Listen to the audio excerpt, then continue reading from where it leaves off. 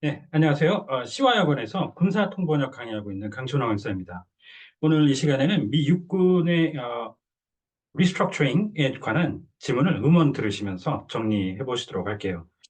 자, 화면 같이 보시도록 할게요. 자, U.S. Army's Restructuring 이걸 이제 지문 가지고 하나하나 읽어보면서 한번 정리를 해보시겠습니다. 관련해서 이제 저희 블로그에 오시면 지문, 뭐 음원이 있으면 음원 등 다 내려받아 이용하실 수 있습니다. 자, 그러시면은 첫 번째 이 제목부터 해석해 보실까요? 자, 미 육군은 지금 미래가 불투명하게 보이는 가운데 구조 조정을 하고 있습니다. 자, 이 Army라고 해서 지금 다 보시면은 전부 소문자로 시작이 돼 있죠.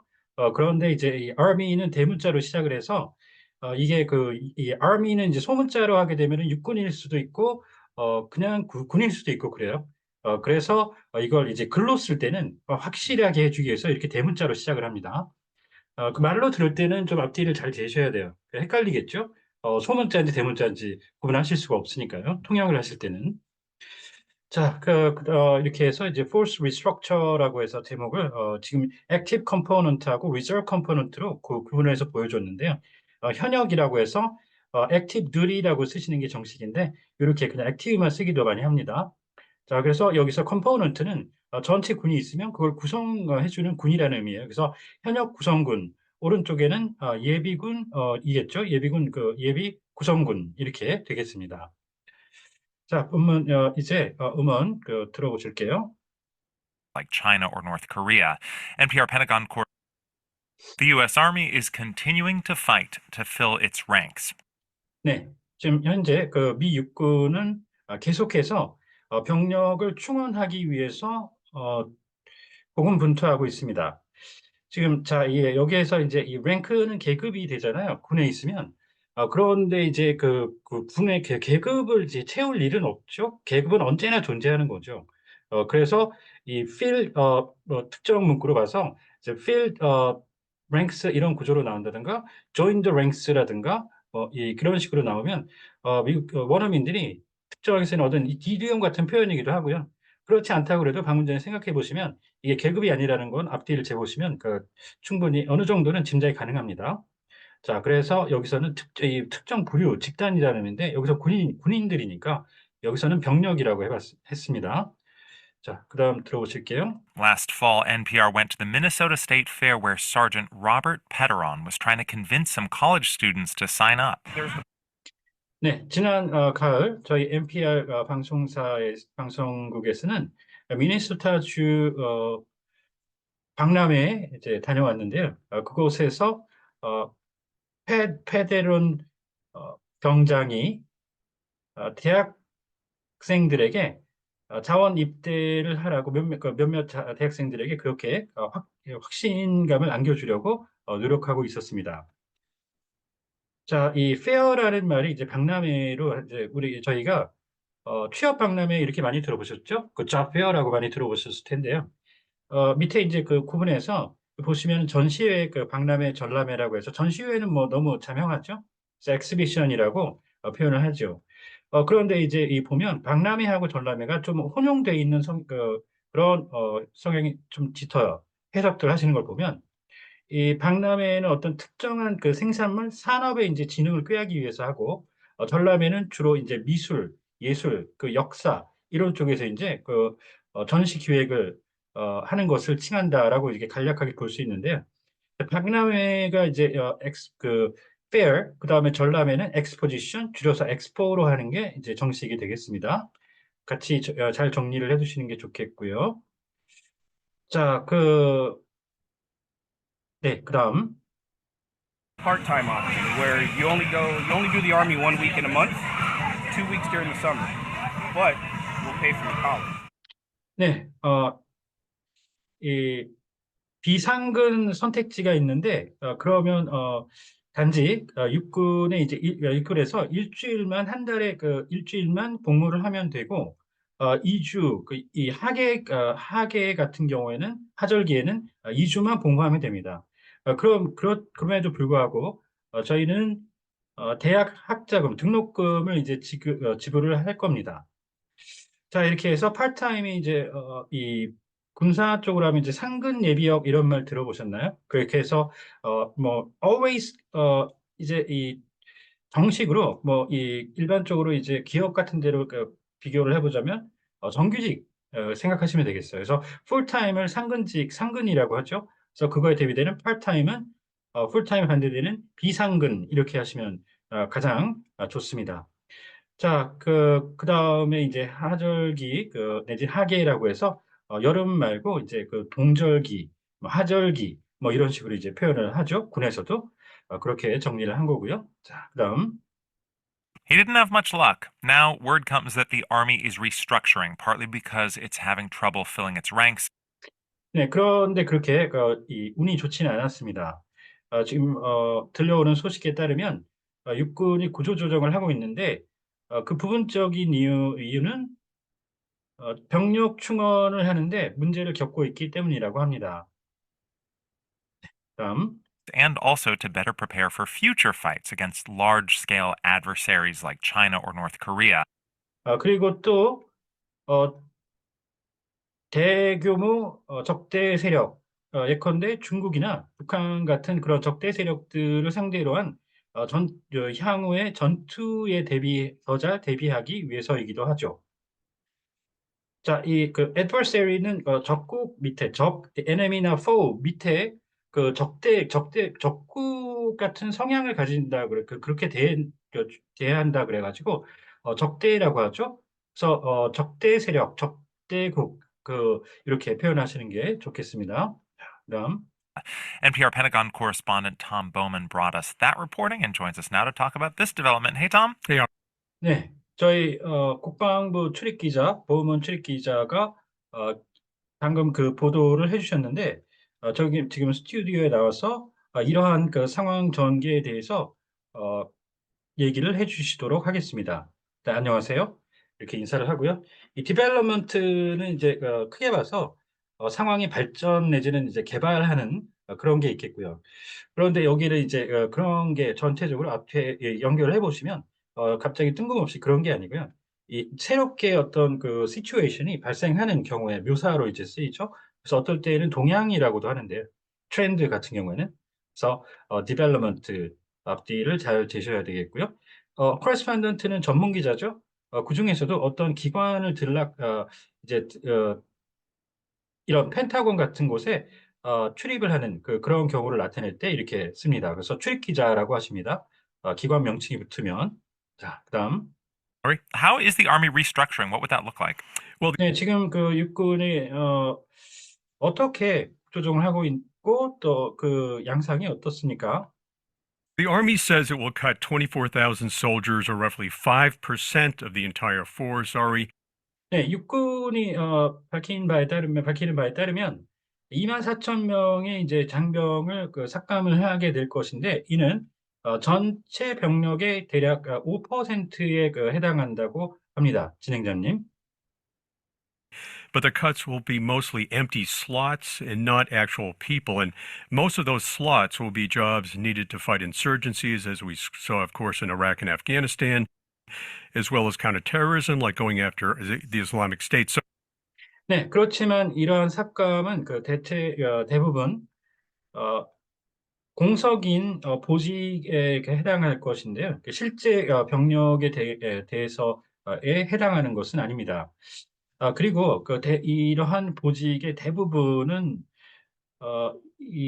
저희가 물론 이라크나 아프가니스탄 뿐만 아니라 대테러 예를 들어 이 무장단체 IS를 공략하는 것과 같은 대테러에서 목격했던 것처럼 반군에 이제 맞서 교전을 하기 위해 필요한 직무에 해당할 것입니다. 자, 이 슬롯은 이제 빈자리를 뜻하죠. 그래서 뭐 시간표 같은 거 짤 때 나는 이 시간에 뭐 시험을 볼 거야라든가 뭐 그럴 때 이제 우리가 쓰기도 하는데요. 그럼 여기서 그 빈자리는 이제 여기서 어, 병력들이 이제 차지할 수 있는 그 군에서의 자기 일자리를 뜻해서 그래서 보직이라고 합니다. 자, 그렇게 이제 잘 정리를 하시는데 요거에 관해서는 이따가 끝에 또 비슷한 유사한 어휘가 좀 더 있는데 일단 제일 중요한 건 이 빌릿이라는 말이 있습니다.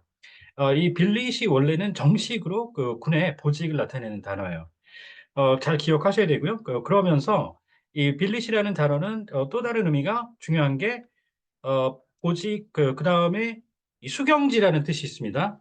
쉽게 말하면 군인들이 야영하는 곳이에요. 수경지라고 이렇게 같이 슬롯하고 정리를 해 두셔야 되겠습니다. 자, 그다음 들어보실까요? So you're looking at special operations forces, combat engineers, those who operate some armored vehicles, and also those troops who train foreign forces. 네, 그래서 지금 이 특작 부대를 살펴보시겠는데요.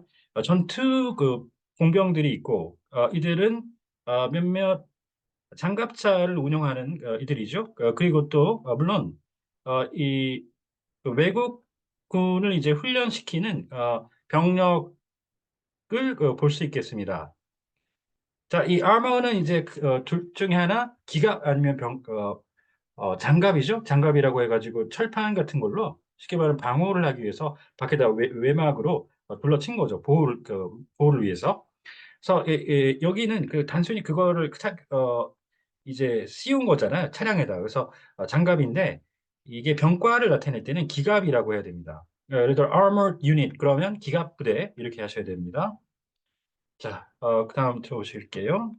Now, the Army plans to add about 7,500 soldiers in what's seen as more critical jobs, air defense, anti-drone efforts, cyber.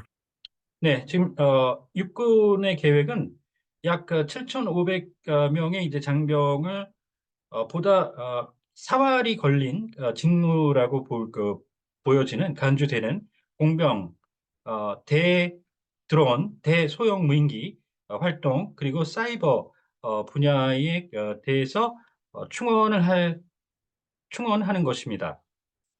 자, 이 크리티컬은 환자의 상태를 얘기할 때도 쓰이는 말이죠. 위독하다 그럴 때, 위태롭다, 생명이 위태롭다 할 때 크리티컬을 쓰죠. 그걸 이제 여기서는 이 군인들이 싸우는 거는 목숨을 걸고 하는 거잖아. 그래서 여기서는 사활이 걸린 이렇게 표현을 해주시면 좋습니다. 자, 이 드론은 제가 요즘에 이거를 그냥 무인기라고 많이 하잖아요. 근데 이게 어떤 지문에 보면 UAV라고 해서 Unmanned Aerial Vehicle 무인 항공기 있죠? 무인 항공기에 이 소속되는 하위 범주로 나올 때가 있어요. 그러면 이 드론은 주로 이 현재 기술로서는 주로 이 헬기 형태를 나타내는 무인기죠. 무인기인데 헬기 형태로 운영되는 그래서 헬기를 붙여주는 게 정식이긴 하지만 그 추세는 언제 좀 바뀔 수도 있고 해서 적어도 소형 무인기 이렇게는 해주시는 게 좋겠습니다. 그 다음에 또 중요한 게 이 드론이라는 게 여기서는 이제 항공이라는 걸 알면 그렇게 되시는데 그렇지 않으면 이게 또 육해공 다 있어요. 그러면 무인체라고 일단 또 해석을 하셔야 되는 경우가 있습니다. 자, 그 다음 보실까요? The Army created several units that will blend all these skills and be based in Hawaii and Europe, the Middle East, and 네, 그리고 육군은 몇몇 부대를 신설을 했는데요. 이들 기량, 기량과 이제 혼합이 될 것이고, 하와이와 유럽의 주둔, 또 더 나아가 이 중동에도 주둔하게 될 것입니다. the Army and all the services see a futuristic environment, of course, where drones, cyber attacks will be absolutely key to countering a more sophisticated and powerful adversary. 네, 그리고 육군과 이제 이 여타 타군 전부 이러한 미래형 환경을 내다보고 있는데요. 물론 이러한 환경에서는 소형 무인기, 사이버 공격이 절대적으로 보다 더 이 고도화되고 강력한 적대 세력에 대항하는 데 있어 핵심일 것입니다. 자, 이렇게 해서 이 서비스는 각군 아니면 전구를 나타내요. 그런데 여기서는 army와 대비시켰죠. 그래서 그 식별이 그렇게 어렵진 않은데요. 여기서는 타군을 얘기하는 거죠. 네, 그 다음. blinding that enemy because army officials say if you can be seen, you can be killed. 네, 그리고 이제 이 적군의 이제 시계 그 시야를 흐리는 그런 역할을 이제 맡게 되는데 왜냐하면 육군 관계자들에 따르면 이 보여지면 적에게 발각이 될 수 있다면 그러면 살해를 당하는 것이기 때문입니다. 그래서 적이 보지 못하게 그런 의미를 한다는 거죠. 자, 이렇게 이제 정리를 해보셨고 딸려 있는 각주 마저 정리해 보시겠습니다. 순서대로 백악관 출입 기자, 그다음 특파원, 종군 기자, 언론인이자 그 기자, 그리고 법률 전문 기자, 그리고 국내부, 국제부 기자, 미국 사람들의 시각에서 말씀드리는 겁니다. 자, 슬롯과 비슷한 건 포지션, 포스트 등이 있어요. 그 중에서 빌리 제일 중요하게 기억하셔야 됩니다. 군사용어로. 자, 그 다음에 이제 필드라고 나오면 아까는 이제 분야라는 의미가 되겠는데요. 이게 야전이라는 의미가 있어요. 야전 아시죠? 야외에서 전투하는 거. 그 의미인지 잘 파악을 하셔야 되는데 이렇게 career field 이런 컨셉이 되면 그 직무 분야, 그 전문 분야라고 합니다. 그 해당 군인들이 맡게 되는 구분하시고요. 자, 이 공병을 크게 두 개로 나누죠. 전투 공병 아까 나왔고요. 그에 따른 이제 이 다리 같은 걸 설치하다니까 전투와 무관한 그런 것들을 이제 짓고 수리하고 하는 공병 쪽이 있어요. 시설 공병이라고 하는데 civil engineer라고 하시겠습니다. civil engineer. 자, 그리고 이제 마지막으로 브랜치는 아까 서비스와 군에서 이거는 각군 아니면 병과가 됩니다. 오늘은 이 지문에 나오지 않았는데요. 같이 잘 정리해 두셔야 되겠습니다. 자, 오늘 하신 질문 다 잘 한번 소화해 보시고요. 궁금하신 점이 있다든가 하시면 언제든 연락 주십시오. 네, 감사합니다.